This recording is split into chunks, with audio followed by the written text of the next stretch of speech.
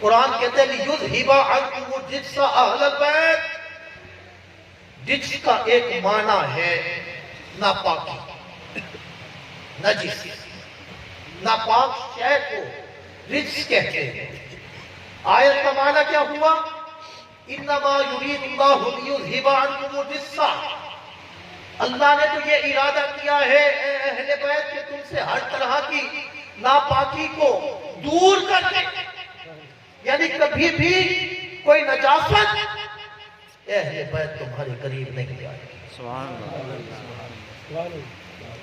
یہ اٹل فیصلہ ہے قرآن، کیونکہ قرآن کہتا ہے لا تبدیل لکلمات اللہ، اللہ کا کلام بدلتا نہیں۔ اور یہ فرمان ہے کہ تم سے ہر طرح کی ناپاکی کو، رجس کو، نجاست کو اللہ نے دور کر دیا ہے، چاہے وہ نجاست ظاہری ہو چاہے باطنی ہو۔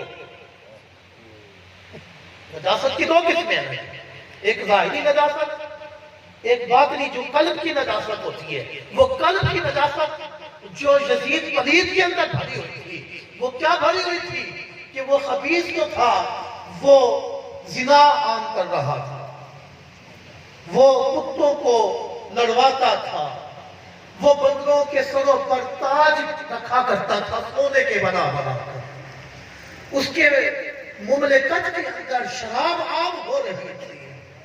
اب یہ وہ ناپاکیاں ہیں، وہ قلب کی غلاظتیں ہیں، وہ قلب کی اندر پیدا ہونے والی وہ خطرات ہیں جس کو ایک بندہ مومن جو ہے ہرگز برداشت نہیں کر سکتا۔ جب عام بندہ برداشت نہیں کر سکتا تو آل رسول میں سے امام حسین رضی اللہ تعالیٰ عنہ سے کب گوارا ہوگا کہ وہ اس بات کو قبول کر دے اور یزید کے ہاتھ پر جا کر بیعت کرتے ہیں۔